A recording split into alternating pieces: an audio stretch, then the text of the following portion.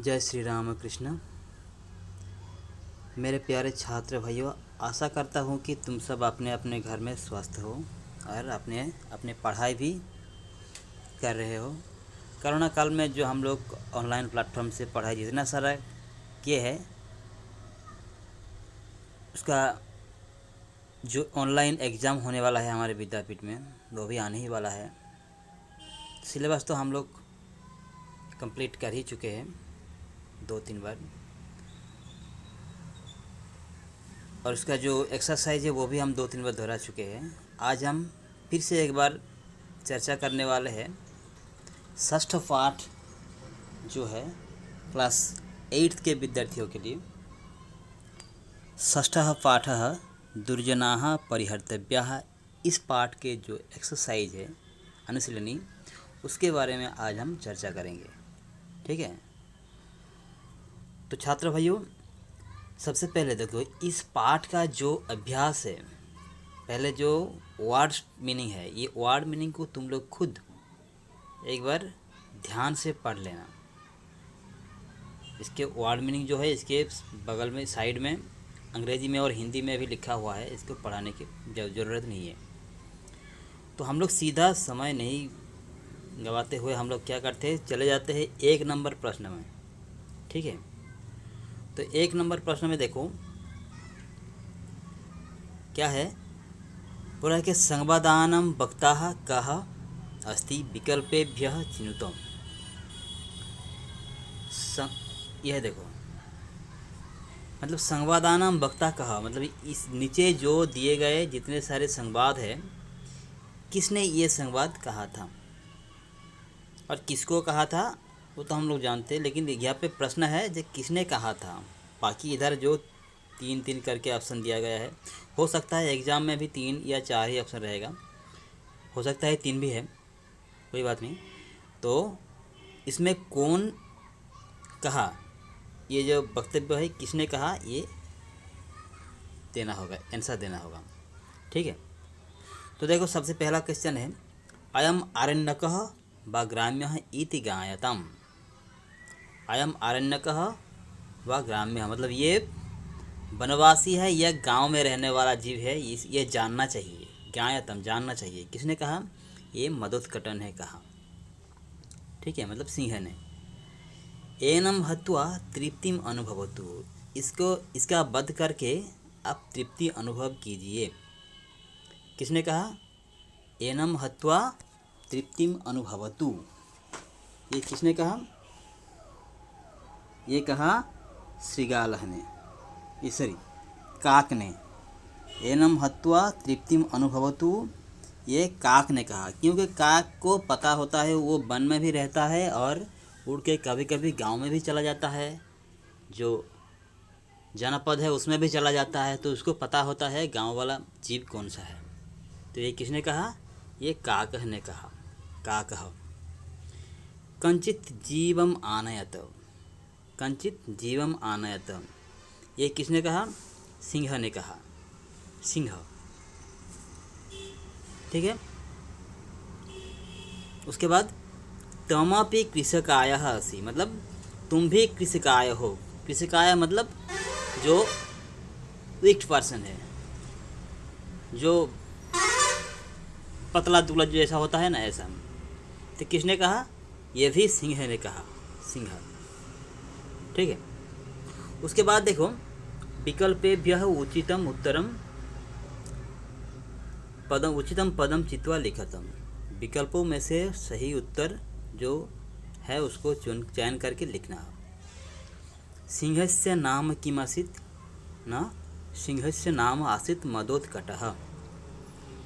उष्ट्रस्य नाम किमासीत्, उष्ट्रस्य नाम आसीत् कथनकः। सिंह उष्ट्राय किम अयच्छत्, सिंह ने उष्ट्र को क्या बोला था, ऊँट को क्या बोला था सिंह ने, कि तुमको अभय देता हो, इस वन में तुम जहाँ भी चाहे घूम सकते हो और चर भी सकते हो, मतलब इस वन का घास जितना सारा खा सकते हो और जहाँ कहीं भी जा सकते हो, तुम्हें खुली छूट दी जाती है, ये सिंह ने कहा। तो क्या दिया, अभय दानम। अभय दानम, अल्पकायः कः आसीत्, अल्पकायः काकः आसीत्। मतलब छोटा सा कौन है, अल्प शरीर किसका है, काक का।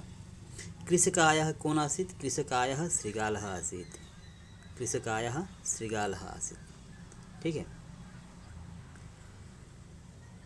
उसके बाद देखो, स्थूलपदानि आधृत्य, स्थूलपदानि आधृत्य प्रश्न निर्माणं कुरुत। स्थूलपदानि मतलब मोटा, जो मोटे अक्षरों से लिखा गया शब्द है उसको लेके शब्द बनाना है, क्वेश्चन बनाना है। पहला देखो, उष्ट्रः ग्राम्यः पशुः आसीत्। ऊँट एक ग्राम्य पशु है। प्रश्न कैसे बनाया, कः ग्राम्य पशुः आसीत्। जिस शब्दों से हम लोगों को प्रश्न बनाना है, पहले उस शब्दों को देखना चाहिए उसमें कौन सी विभक्ति है। अगर प्रथमा है और पुल्लिंग है तो कह को के, ऐसे शब्द बन जाएगा। स्त्रीलिंग होगा तो का के कहा, नपुंसक लिंग होगा तो किम के कानी, द्वितीय होगा तो कम को कान, तृतीय होगा तो केन का अभ्याम कोई, चतुर्थी होगा तो कस्मै का अभ्याम केभ्यः, पंचमी होगा तो कस्मात् का अभ्याम केभ्यः, षष्ठी होगा तो कस्य कयोः केसाम, सप्तमी होगा तो कस्मिन कयोः केसु। ऐसे प्रश्न बनेगा। तो देखो, उष्ट्रः ये प्रथमा विभक्ति है, इसलिए उष्ट्रः में क्या हुआ, कह। एक वचन है इसीलिए, द्विवचन होता तो कौ होता, बहुवचन होता तो के होता। ठीक है। स्त्रीलिंग में ऐसा ही होगा, का के कहा, कम के कहा, कया का भ्यम के भ्यम, कया का भ्यम काफी, ऐसा होगा। नपुंसक लिंग में भी किम के कहानी, किम के कहानी, के न का भ्यम कोई, पुल्लिंग जैसे बन जाएगा तृतीया से। उसके बाद देखो, सिंह शरणागतस्य बाधम न करोति। सिंह शरणागतस्य, इसमें देखो षष्ठी विभक्ति है। शरणागतस्य इसमें षष्ठी विभक्ति है, तो षष्ठी विभक्ति में क्या होता है, कस्य। तो क्या बन जाएगा यहाँ पे, कस्य, कस्य। ठीक है। उसके बाद क्या है, काकादयः कथनकम सॉरी, उष्ट्रः सस्पानि खादति। उष्ट्रः सस्पानि खादति। सस्पानि मतलब सॉफ्ट ग्रासेस, कच्चे कच्चे जो घासे होते हैं ना, उसको सस्पानि बोला जाता है। सस्पानि भक्षयति, सस्पानि खादति, उष्ट्रः सस्पानि खादति। सस्पम सस्पे सस्पानि, तो सस्पानि प्रथमा बहुवचन या द्वितीय बहुवचन, तो क्या हो जाएगा, कानी। उष्ट्रः कानी खादति, क्या हो जाएगा, कानी। ठीक है। उसके बाद काकादयः कथनकं मदोत्कटस्य समीपम आनयन्ति। काक प्रभृति सब लोगों ने मिलकर ऊँट को सिंह के सामने लाते हैं। मदोत्कटस्य, इसको लेके प्रश्न बनाना है। मदोत्कटस्य, मदोत्कटस्य इसको लेके षष्ठी विभक्ति है, तो क्या हो जाएगा, कस्य। ठीक है। और अगला देखो,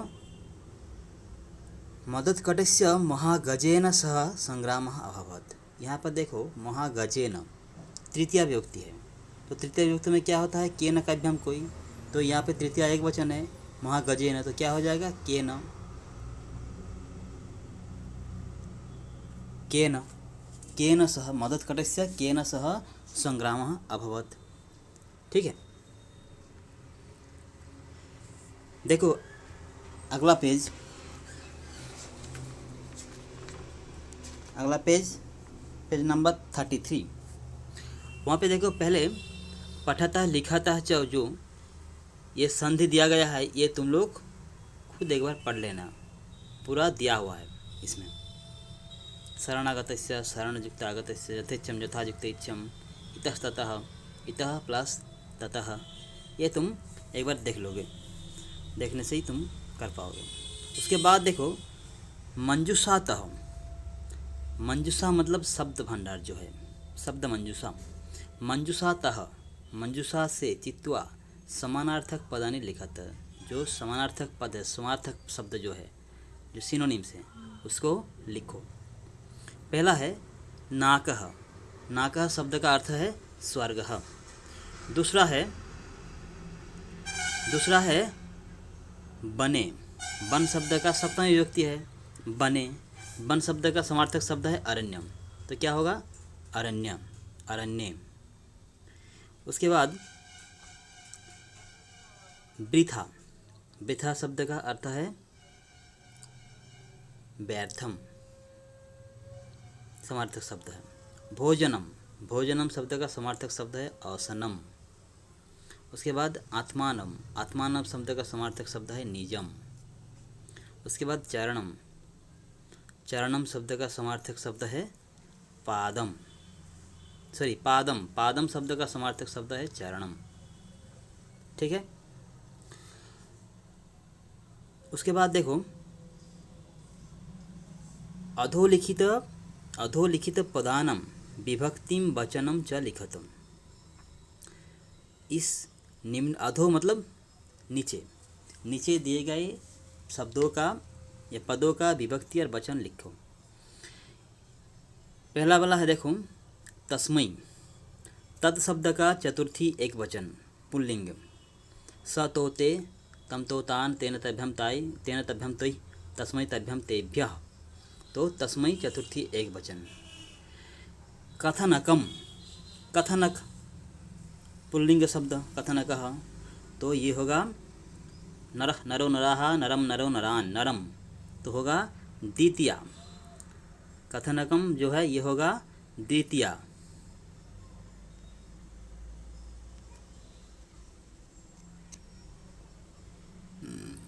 द्वितीया, चलो ठीक से लिखा ही नहीं गया। मदुत्कटस्य, मदुत्कटः नर शब्द जैसा ही है, तो उसका षष्ठी एक वचन, षष्ठी एक वचनम, पुल्लिंग शब्द है। उसके बाद भ्रमणेन, भ्रमण शब्द का तृतीया एक वचन, भ्रमण शब्द का, भ्रमण शब्द का तृतीया, तृतीया एक वचनम, तृतीया एक वचनम। ठीक है। अगला क्वेश्चन है सस्पानी, सस्पम शब्द का प्रथमा या द्वितीया। यहाँ पे तुम लोग लिखोगे विभक्ति है प्रथमा ऑब्लिक द्वितीया। ठीक है, यहाँ पे लिखोगे प्रथमा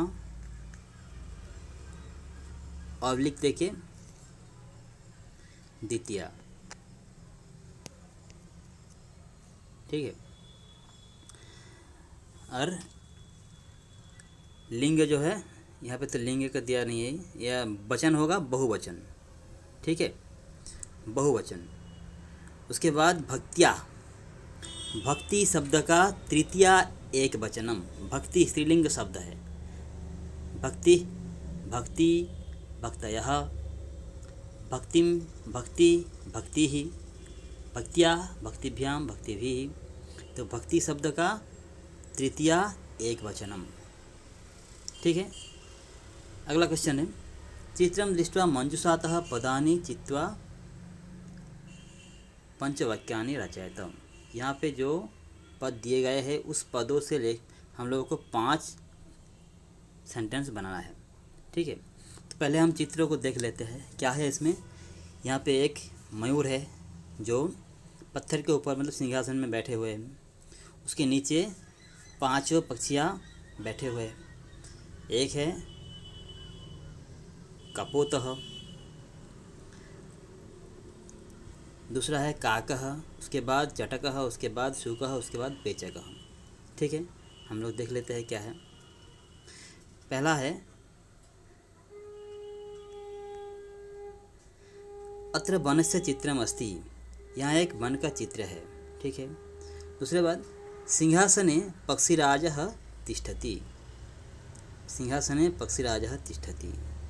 उसके बाद कपोतः पत्रम आनयति, उसके नीचे शुकः आम्रम आनयति, उसके नीचे काकः चटकः पेचकः, सॉरी काक चटक पेचकाः, काक चटक पेचकाः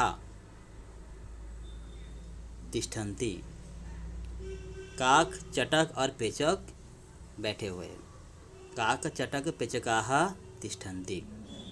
ठीक है, तो छात्र भाइयों आज के लिए ये वीडियो इतना ही। आशा करता हूँ कि तुम लोगों को ये वीडियो अच्छा लगेगा, तुम लोगों को मददगार होगा। जय श्री राम कृष्ण।